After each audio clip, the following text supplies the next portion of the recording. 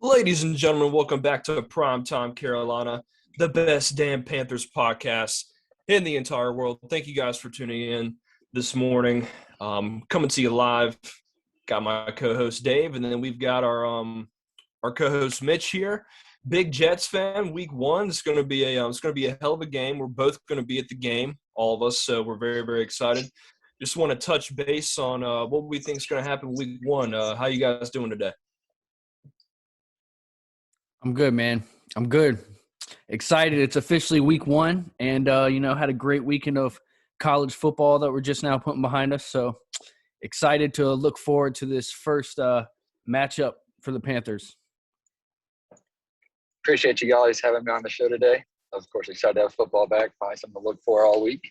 And I'm actually excited as a Jets fan for rookie quarterback and hopefully a new coach, and we can actually maybe put together a decent season with a little bit of promise.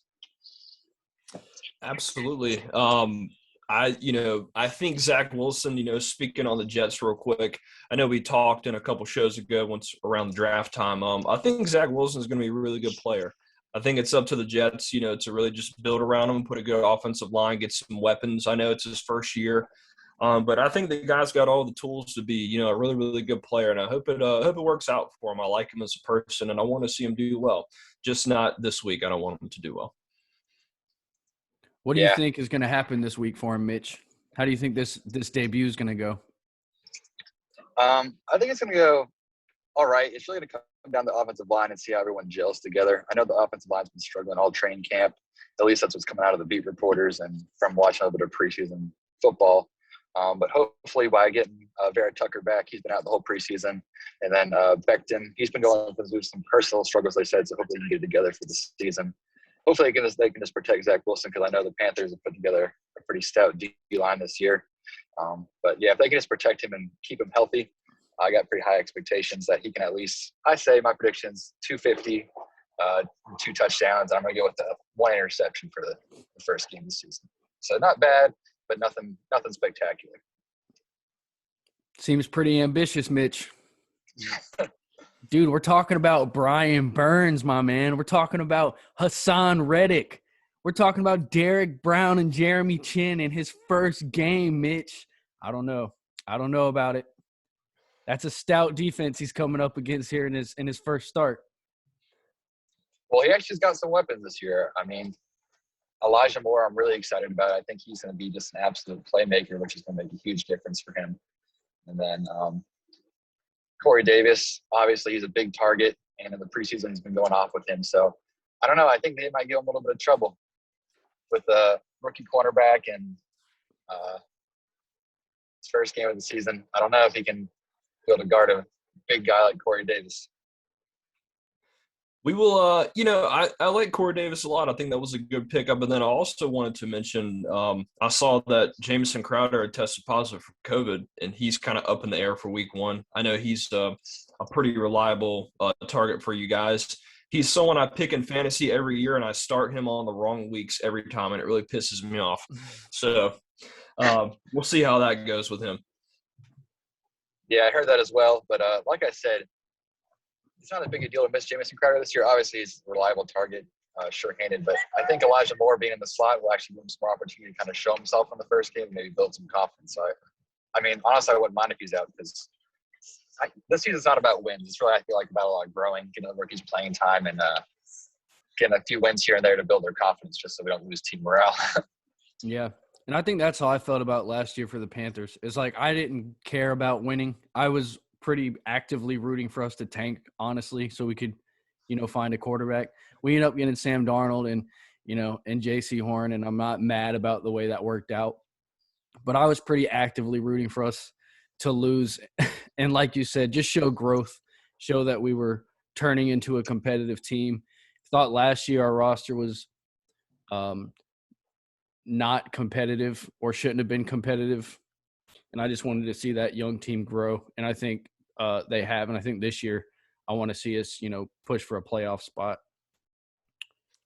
I think that's the perfect mindset to have, especially going into a rebuilding year like you guys are. We're like a little bit further ahead in that process. But last year was pretty much the same thing. I didn't expect wins. I think any fan with any kind of realization of what's going on around them would pull for the team to, win a couple, but probably lose more so you can gain draft position. But yeah, I'm looking forward to it. I really like Robert Saleh as a coach. He was a hell of a defensive coordinator. I think he's going to do a good job, build the defense up for sure. And you mentioned offensive line has been struggling for you guys. Well, I'm here to tell you that's the exact same thing for us, but that's been a problem for a long time. We drafted a couple guys in the draft who rookies that played pretty well in the preseason. Turns out they're probably not going to be starting week one. So, I would expect the Jets to probably, they're going to want to come after Sam Darnold and make him see ghost again. So I could see it being a rough game for both offensive lines personally. Yeah, so I was about to highlight on that I think that's going to be the biggest challenge for you guys with us is our defensive line. Even though we lost Carl Lawson for the year, I was predicting a big season. I was going to say between 10 and 16 sacks for him. But we did pick up Shaq Lawson. So I don't know. He's kind of been washed up over the past couple of years, but maybe with Robert Saleh's system and Quentin Williams around him to take up a double team, maybe he can create some this year for the Jets. But yeah, with your offensive line struggling, I was going to say that's probably the biggest strong suit for the Jets is their defensive line. But then speaking off that again, our cornerbacks, it's going to be a rough year. We're going in with all rookies, no veteran help. So I reckon you see Robbie Anderson, Terrence Marshall, and DJ Moore going off week one for sure. If you have him in fantasy, I'd start him. Yeah, I think the key for them is going to be play action, deep strikes for those wide receivers, because I think when it comes to first and second down, and I think this is true for the Jets too, I expect to see both teams want to run the ball to counter the fact that their offensive lines are probably going to be overmatched in the pass rush.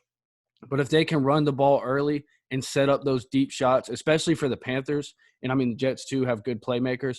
So I think that'll be, the ideal scenario for both teams is to run effectively on first and second down. That way they can set up some of those deeper throws to those playmaking wide receivers. That's the Kyle Shanahan system there, right there. Run it twice, play action, deep ball. True that. We did that for years with Cam Newton. That and run him into the dirt. Yes. But yeah, I'm looking forward to the matchup.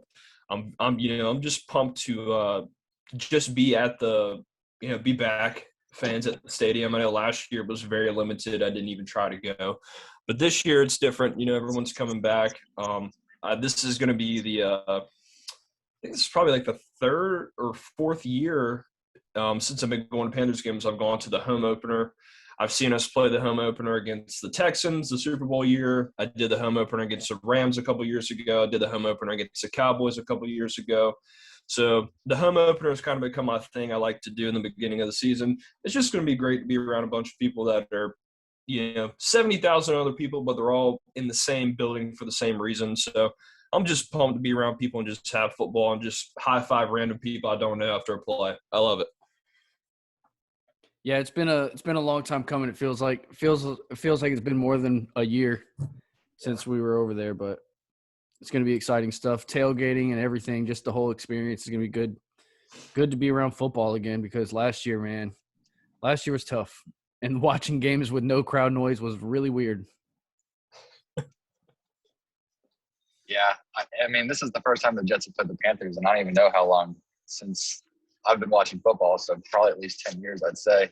So it'll be good to see the Jets. The last time I saw the Jets play, I saw them play in the preseason against the Giants, but I saw them play the Patriots back in, I want to say, 2005 or 6. So I was only about 7 or 8 when I watched them play in the Meadowlands, snow coming down, and of course, during that time, that's when the Patriots were on a little tear, so the Jets lost, but it'll be good to finally see them play in the regular season again. I think the last time we played the Jets was like 2017. It was 2017. It was in New York. Yeah. It was in New York. Okay.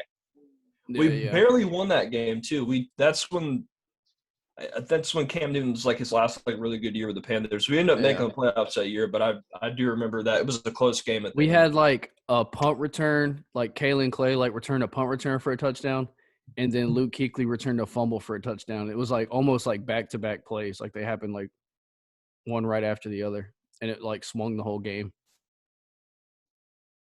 So Devastating All right. loss. Pretty classic Jets. Usually we're the team that does that, but when it's, the Jets are going to out-Jets us. But, Mitch, I wanted to ask you, overall, I know you said that you think it's going to be a rebuilding year for you guys.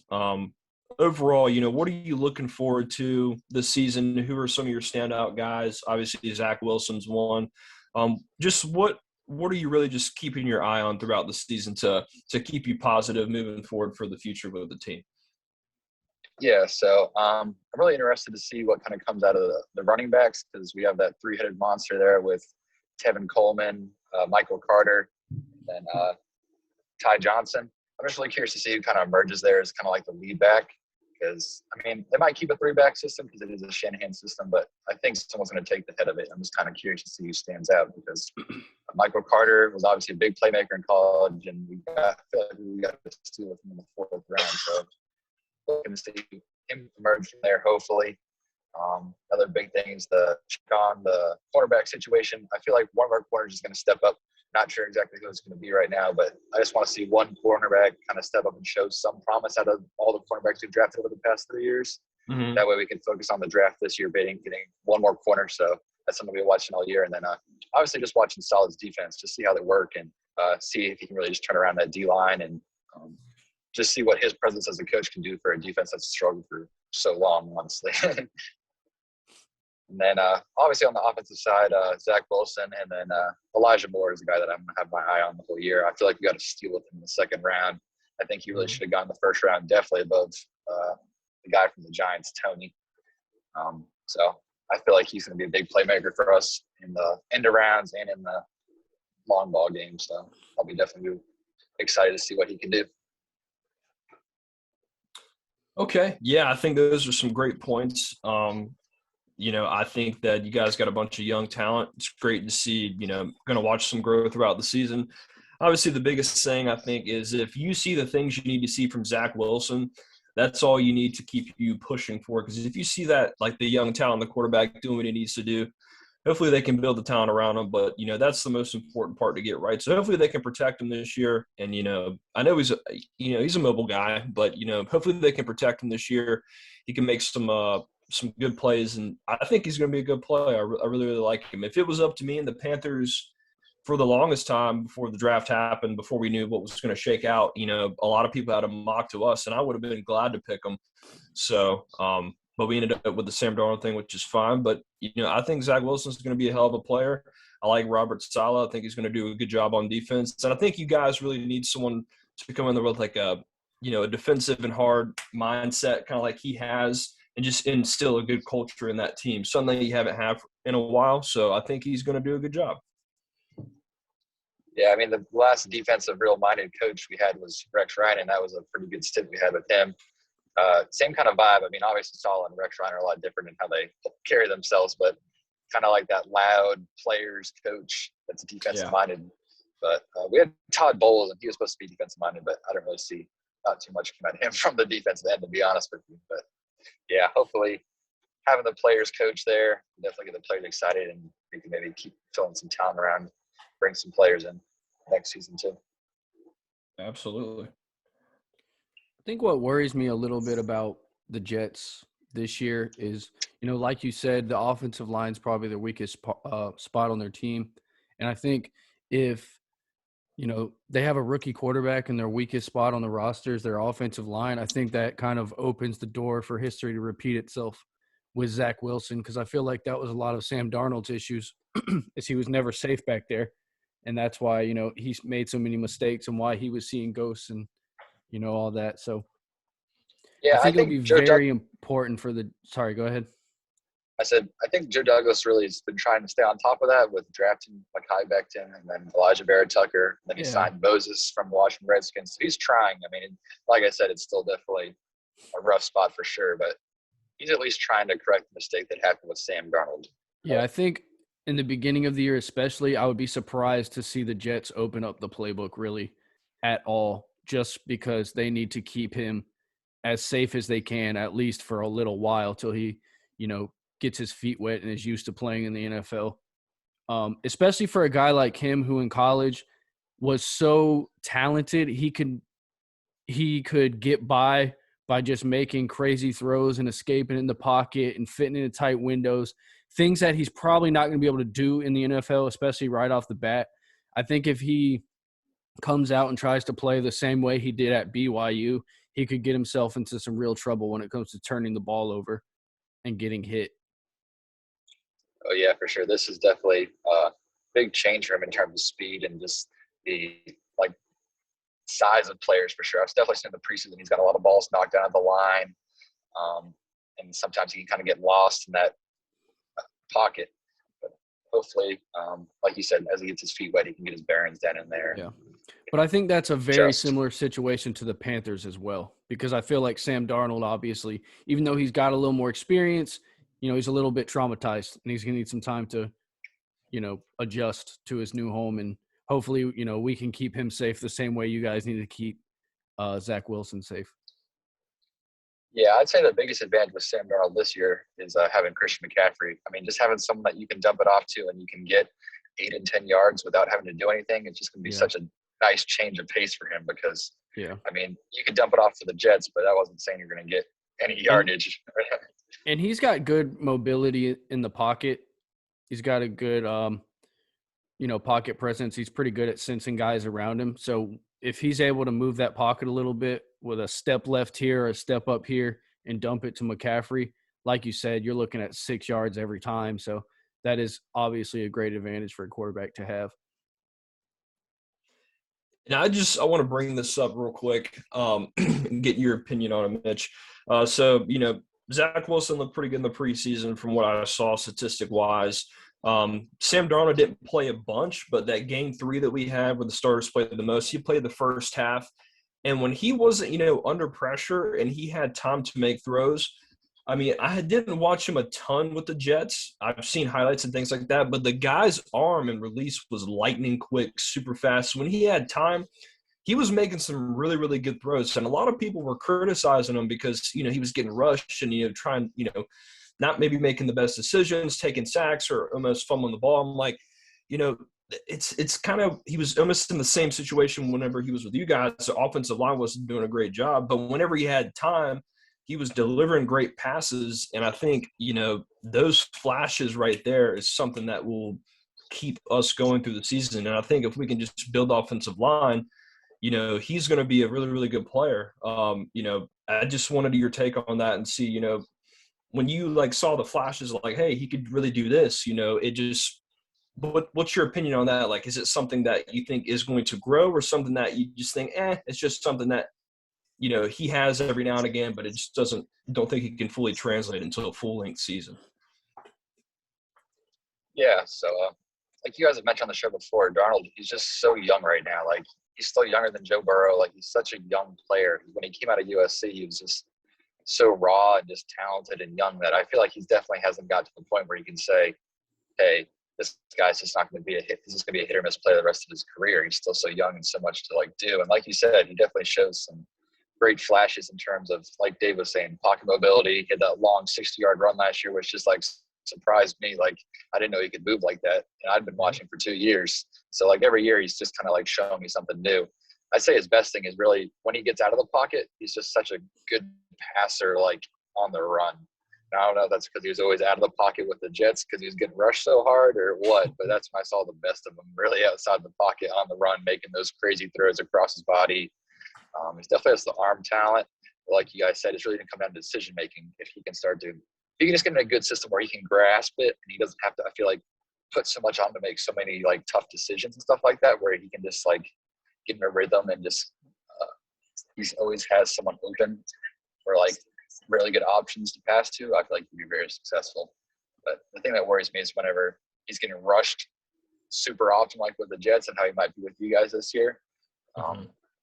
That's where he has some trouble. And obviously, it sounds like he might have some PTSD from the Jets with as much rushes he took. So hopefully you guys can keep him upright this year, and that can build his confidence going into next year that he can continue to grow. Because if he gets tore up this year again, it might stun his growth permanently.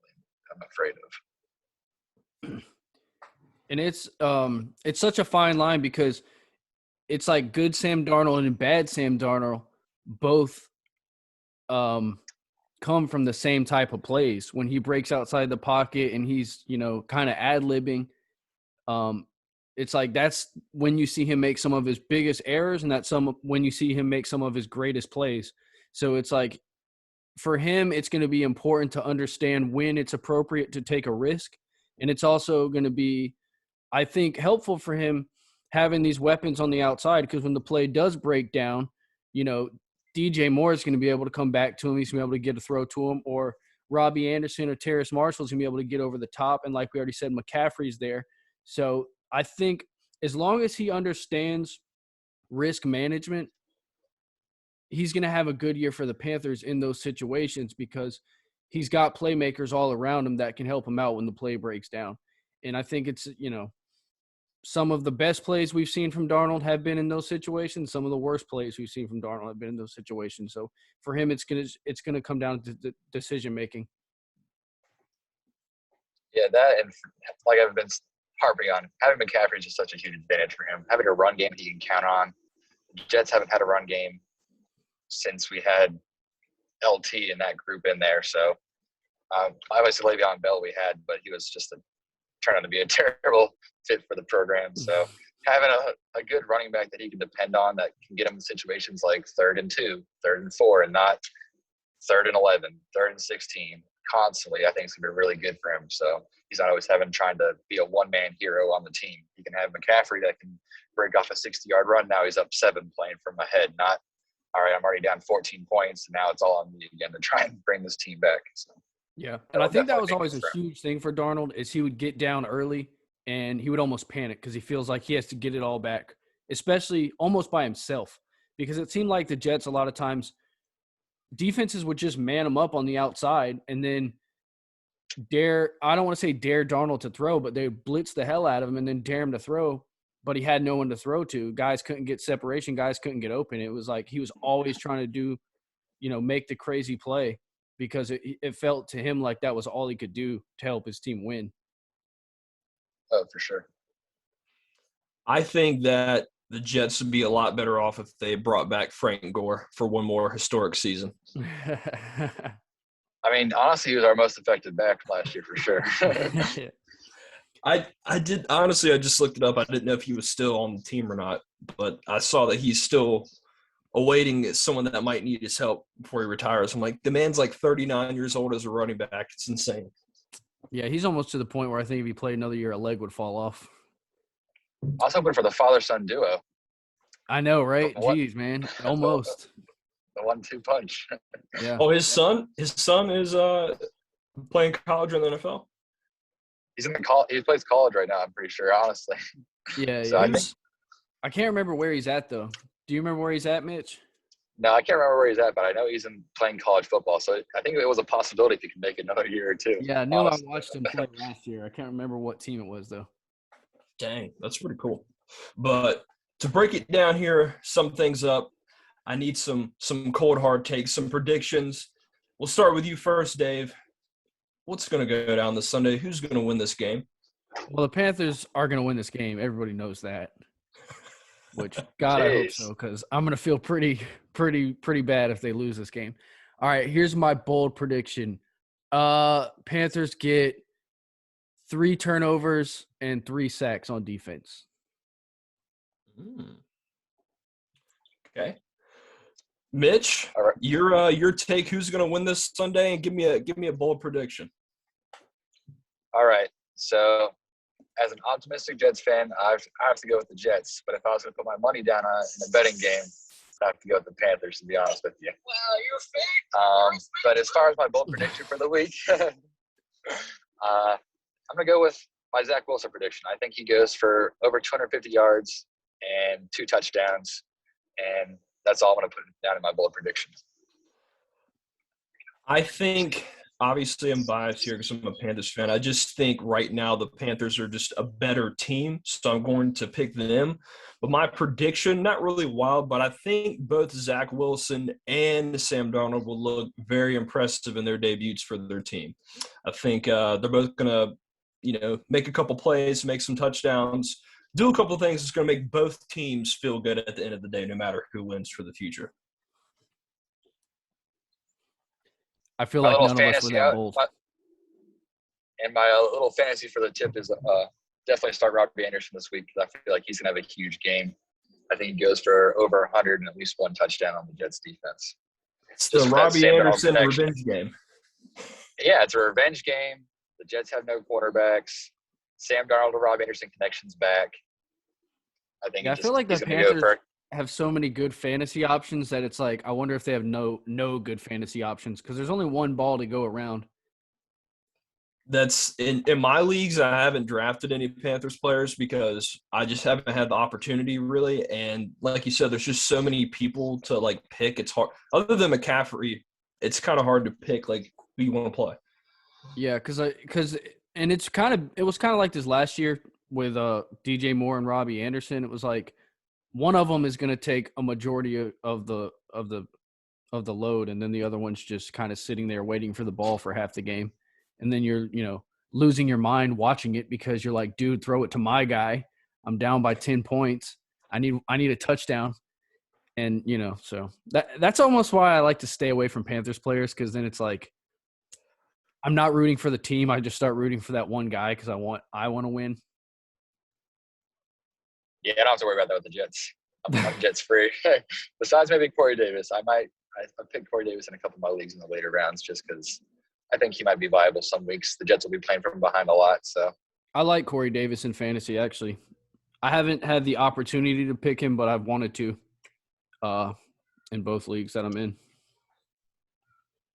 Yeah, and to your point about the Panthers wide receivers not being viable, I think this year with Sam Darnold, they might have a chance. Obviously, Teddy last year, you couldn't count on too much in terms of big play ability. So Darnold will be able to open up a little bit more. He might make it possible that you can get two viable fantasy wide receivers. But I think, especially early in the year, like I said, I expect him to try to play it safe with Darnold, probably run the ball a lot more. But I also think with that offensive line, I'm not sure that they can be trusted, to throw the ball 30 or 40 times a game. And I think Sam Darnold would do just fine putting up the numbers with those guys. I just don't trust that offensive line to protect him long enough for him to throw for 300 and 400 yards a game.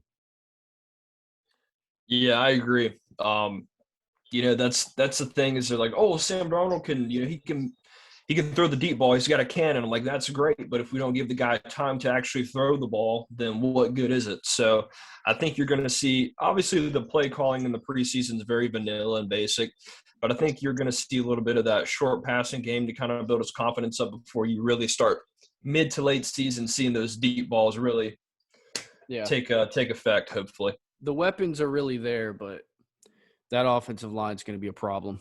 If they can't hold up, I mean, the Panthers, it's going to be paramount for the Panthers to play a well-balanced game basically all season, or they're going to be in trouble because if they get one-dimensional, that offensive line is not going to hold up, whether they're one-dimensional either way.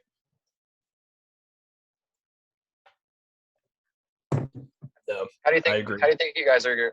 How do you think Chuba Hubbard's going to play a role in your offense this year? Do you think he's going to be getting between 5 and 10 carries a game, or do you think he's just really just going to be like a emergency back in case McCaffrey gets really tired? I think if they're smart, they should play him like 5 to 10 reps a game because, one, they need McCaffrey to get a break. 2, he's actually a very in preseason, he made a lot of good plays. I mean, he looked like a legit running back for the NFL. He did drop a couple passes out of the backfield. That's not the end of the world. Something you can work on. But for the most part, I mean, he looked pretty good. There's nothing wrong with having another good running back in the backfield. And then also it gives them the option if they run him enough and they see him as a threat, you can run a couple plays with formations where you have both of them in the backfield. They both can catch. They both can run. That makes it even scarier. Spread the defense out. So I think he should get, at least 10 reps a game. Yeah, Tanner, that's very similar to what I was thinking too. I would give him 5 to 10 carries a game, keep McCaffrey fresh, but also he's a good player, like you said. But when I picture him in the game, I picture, a 2 running back set using McCaffrey as a decoy and then setting up like a backside screen to Chuba Hubbard because he's got such great sprinter speed. He can get from, 0 to 60 as quick as anybody. And he can outrun a lot of guys. So I think he's one of those guys you can kind of plug into the plug into the game, and then he'll make a play for you that a lot of people won't see coming. Mitch, Yeah, I, I like that idea. I see you're in the car. You're already on the way to the stadium. Yeah, man, it's a week tailgate. It's a week-long Get the memo? tailgate. Hey, I love it. As soon as I get done with this show, I'll meet you up there. Yeah, I'm all for it. Yeah, get those hot dogs ready. What's I'm actually Go ahead. I'm actually excited to see how many Jets fans show up because I feel like I'm like in a Facebook kind of like group chat with like the Wilmington Jets crew, and it just sounds like just about everyone's coming up for the game. So Yeah, I'll give you some advice. The Panthers are notorious for letting other fans invade the space, so I wouldn't be surprised if there's a decent amount of Jets fans. Probably when we played, I've been to, I don't know, probably like 15 games or so. The fan base I've seen the most, obviously, take over was the Cowboys because they're the Cowboys. And then the Eagles, they took over the whole stadium. It really pissed me off how no Panthers fans showed up. And then the Ravens had a lot of fans too. Those three fan bases, those diehard fan bases, even with the Jets, like even though they haven't been the best team, I feel like there's probably going to be a decent amount of people there because it's week one and they're a diehard fan base. So there should be a decent amount of Jets fans there, unfortunately. Tanner, Mitch and I went to the Jaguars game 2 years ago in 2019. Yeah. And I was shocked how many Jaguars fans were there, dude. It was crazy. But, yeah, like you said, like the Ravens and, like, the Broncos, those are a couple games I've been to that I was like, Jesus Christ, there's no way this is a home game. Yeah, definitely when we were at the Jaguars game, all we heard around us was that stupid Duval. Dude, I swear I will never, ever, ever go to another Jaguars game in my life for that reason. The whole game, they're just screaming, Duval. It was so annoying. That's hilarious. No, it's not a bad chant, but once you've heard it like 30 times in a row and you're only halfway through the first quarter, it gets old pretty quick. Yeah. I don't know, man. Are you going to move away from me if I start the Jets chant up top? Will I give it a JETS one time? I'll probably just kick you down the stairs. Okay. Yeah, along with the rest of the fans. Yeah. Create a tumbleweed of Jets fans from the top to the bottom of the stadium.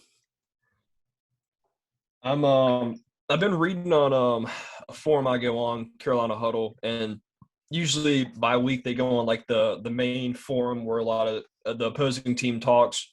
Jets fans are pretty confident about this game. So from what I've seen, I think they think they're going to win. They feel pretty confident, and I don't know how I feel about that. I think it's you know fair for them to be confident and optimistic, but and I almost think we're at the point where we're a little too cocky too. But I feel like teams always think they're going to beat us. I mean, when I look at the schedule, though, I feel like this is one of the games that like we have a chance in. Though, I mean, against the Bills and stuff like that, obviously, I don't think it's going to turn out very well, but I feel like this is a very like winnable game for us. I'm not saying I think we're going to win, but it's a very winnable game if that makes sense. Like, there's a possibility that if we get to Darnold a lot and your offensive line struggles, it could be a pretty tough matchup for you guys just because our defensive line's our strong point, and I feel like the offensive line's your weak point. So it kind of is a good matchup for us in terms of that. But, like I said, winnable game, but not – I'm not confident enough to start talking trash up here because based off our record last year and the stuff we've done so far, it's just not enough proof to make me confident enough to bet on it. It's funny because if there might be like three other teams in the league, I think like we would have like a pretty good chance of beating. If it was like anyone else, I'd be like, shit, we're going to lose on week one at home. Yeah, the Lions, us, and maybe the Lions, the Jags. I don't know who else was terrible last year. I don't know. Jets would probably be third on that list. Yeah, Jets might be third on that one, honestly. Yeah, I mean, we've already said it, but I think it can't be emphasized enough. The most important thing is running the ball. So exactly what Mitch just said doesn't happen. Got to run that ball because if, Darnold gets back there and starts getting hit, it could create some real problems. Yeah, but I'm excited for next week. Excited to see y'all up there, and Just really excited to see Zach Wilson live in person, just see what he has. I just want to see what it looks like when he throws that deep ball, see if it's what's all the hype about. Yeah. They better go deep on the first series. I just wanted to go deep, just catch everybody off guard. Hey, So I mean, I J.C. wouldn't put Horn it come past them. swooping in and make us look good.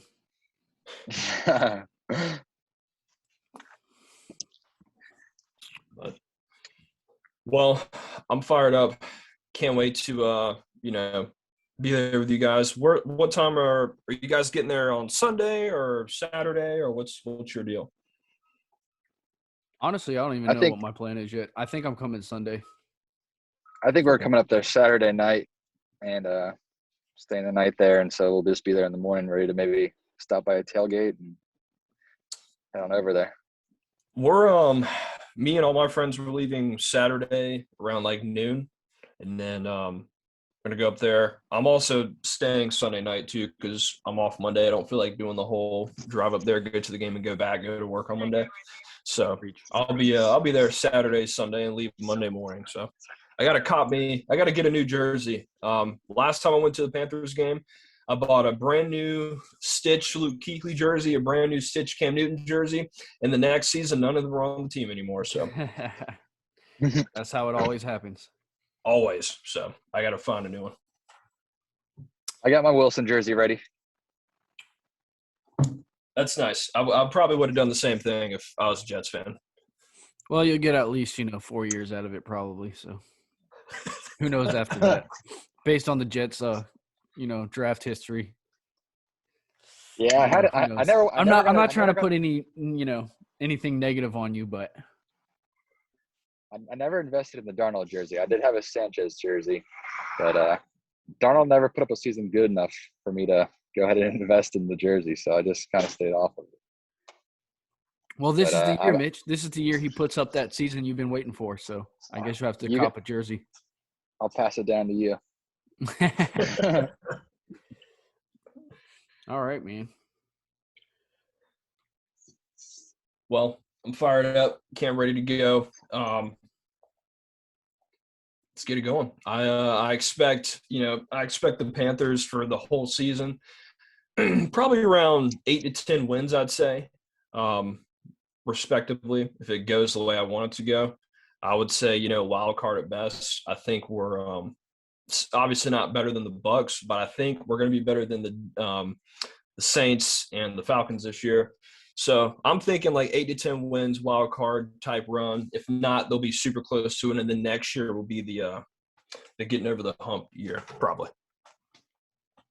Yep, Super Bowl, whatever is the year after this year. I don't know what number we're on, like 58 or whatever. I stopped after 50. I swear, man. I don't know, man. I can't keep track. If they would just write it, in what is it, Arabic numbers instead of Roman numerals, so I knew what they were talking about. Yeah, I got 6 wins for the Jets this season. That's kind of like my magic number, I think. And so that puts us probably, I don't know, it's kind of the same boat as you guys last year, probably in that 7th, 8th pick range. Hopefully we can do the same thing as you guys, grab a corner and keep the rebuild going. Just want to see some promising growth this year. Yeah, I'll go with 9 for the Panthers, 9 or 10, I think. It's really going to catch me off guard with the new the extra game because I'm so used to like what the records are going to be. Now I have to readjust that, and it's weird. I don't like it. Same thing with the single digit numbers. I just don't like it. Can't stand it. Mitch, what do you think about the single digits? Yeah, I remember we talked about this last time I was on the show. Oh, did you? I'm still not over it. We like to make a point to ask everybody. Yeah. I don't know. I kind of like it for some players, but like I said, I feel like it can get confusing watching the game for sure. And also, I hate how say you had a player that had a jersey, then he changed his number to single digits, now you have to buy a whole new jersey. I think it's a big scam for having. We're looking at you, DJ Moore. Yes. Yeah, for real. I bought a DJ. It's in my closet right now. I bought a DJ Moore jersey last year. I was stoked, and I could still wear it, but I'm not going to because it changed his number, and I don't know. I hate that, and it seems to happen to me all the time. I mean, I don't know. I usually buy a new jersey every year. It's kind of my thing, but still. I'd rep the DJ Moore jersey if like the Panthers go to the Super Bowl the next couple of years. Then you can say like, I'm a real fan. This is back when DJ Moore used to. I've always be been like a the DJ Moore rookie. fan. They'll be like, who's number 12? Yeah. Yeah, for real. Well, Isn't Shai that the Smith's new number guy that we 12 now. drafted? You could just take Yeah. off the Moore and put Smith on it. There you go. I could. Exactly. I could. Rip off the old Steve Smith. Tape it on the back. Dude, we got Shai Smith's the new Steve Smith, man. Exactly. So, but guys, I'm fired up. I'm ready to go, man. Ready to go. I got a short week this week, obviously being off today. So I think that about sums things up. Any last predictions? Anything you guys want to say? Anything you're looking forward to? Anything around the NFL you want to talk about before we get out of here? Something that might – I know we got Cowboys, Bucks start the week off. Don't know if Dak's going to play. They say he is, but I don't know. I mean, I don't know. I just hope the Bucks lose, but obviously that's probably a little too much wishful thinking. Probably. That's my only analysis of that game is I just hope they lose. Yeah, I'm just honestly excited to have football back on Thursdays. There you go. Yeah. But I do. as far as around the NFL, not too much news that I've seen lately. Everything seems like there's been a couple of COVID cases. I know Zach Martin for the Cowboys is out with COVID. So that was the first player to be ruled out with COVID. So hopefully he was kind of just an anomaly and we can keep players healthy this season. I mean, I just remember last year was such a pain trying to make a fantasy team with everyone on the COVID list throughout the week. So hopefully we can avoid that and we can have a little bit more normal season this year. Mitch, I want to get one more opinion on you, and then we'll call it a show. And Dave, I haven't had a chance to talk about this. Cam Newton obviously getting cut by the Patriots. Him being in your division, also him being a former Panther great, being my favorite Panther player of all time. Do you think this was more of a Cam wasn't vaccinated type deal? That's why they cut him, or do you think it was, hey, we just think Mac Jones is better, we don't need you? I think COVID was definitely a factor, or I think not getting vaccinated was definitely a factor because, I mean, at that point you could literally cost your team games just by not being vaccinated. And so I think if they're going to look to the quarterback as the leader, they expect him to be able to be out there. And, I don't know how many players on their team aren't vaccinated, but I know it's a bad look when the guy who's supposed to be your leader is not out there. And I think but I also think credit to Mac Jones because I think he's been brilliant this, preseason. As much as, I'm a Cam fan, I was rooting for Cam, I couldn't watch the Patriots play and not be impressed with Mac Jones. So I think it's kind of both. Yeah, I have to say that I'm not so worried about the vaccination part really because, I mean, Cam's had COVID or whatever, so I don't know how big of a risk he is to get COVID again. I don't know exactly how that works, but as far as Mac Jones playing well, I think that was the main factor. I think they're going to go to Jones in probably week 3 or 4, honestly, even if Cam was still on the roster, unless Cam came out and just lit the world on fire. So I think it was just a matter of just go ahead and getting Mac Jones more reps. And hopefully the Patriots are hoping that hopefully this will be able to get him more ready if they do make a postseason run because the Patriots definitely have the weapons and the defense to at least make the postseason. So getting him an earlier start in the season to get some more reps in and get used to the offense, I think they're hoping will pay off in the long run once they get to week 17 and wild card and playoffs. So I think it was more Mac Jones than the vaccination status, honestly. Okay. Well, I hope he lands somewhere. There's a small part of me in the back of my head that says come back to be our backup, even though I know that's not going to happen. But I don't know. We'll see. I don't know. He might get signed somewhere like mid-season, but I think personally, if he doesn't, I think, it might be time to just to hang it up, unfortunately. Not saying I don't think he's got anything left. I just think, he's done what he can do, and he's just not someone you really see as like a backup quarterback, if you know what I mean. Yeah. The landscape of the NFL right now is not good for, a journeyman quarterback, which I guess at this point is what he is. Yeah. So it's tough. Yeah. It's tough to find a job for, a starting quarterback right now. There's just nowhere really to go. Everyone's either got a guy they like or young guys that they want to play and see what they got. So Yeah, honestly, I wish that maybe they'd cut him a little bit earlier in the season and he could have gone to the Bears with Justin Fields. I mean, I know the timing probably wasn't right for that, but when me and you were watching Justin Fields the other day, Dave, we just said how similar he looked to Cam in some aspects of his game, just the way he maneuvered the pocket and stuff. So I think he would have been a great mentor for Justin Fields. And he seems like Cam's a pretty good mentor to all the quarterbacks he's above. So I think he could have done great things for Justin Fields, but that's hindsight now because they got QB1 Andy Dalton there, and he only started the season off. So I was shocked to see the Cowboys go with Will Grier when they could have signed Cam Newton. Yeah, I was a bit shocked by that too. But I think I also saw like, the Redskins the Washington football team should they're supposed to be picking a name soon, I think.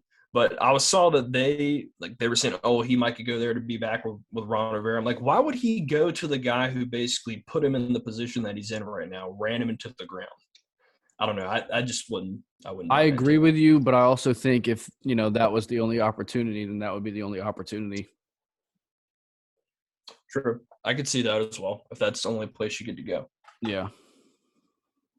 I definitely think you could do more than Fitzpatrick, to be honest with you. But, I mean, I guess it's a little late to get a quarterback into your system now, even though he knows the system from Rivera. But I definitely think he'd be an upgrade to Fitzpatrick for sure if they wanted to go that route. But, it's a little late to get him in there. So we'll see. Cool deal. Well, that's all I got for today, guys. I'm ready to go week 1. We're all going to be there. We're going to have a blast. Can't wait for we'll have you back for the post-game wrap-up, and hopefully we'll be the ones talking some trash and not crying in the corner. So hopefully. Can't wait. Week 1, I'm fired up. Go Panthers. Good luck to the Jets. Good luck to everybody. I'm glad football's back, baby. Appreciate y'all. Go Jets. See y'all there on Sunday. All right, guys. Take it easy.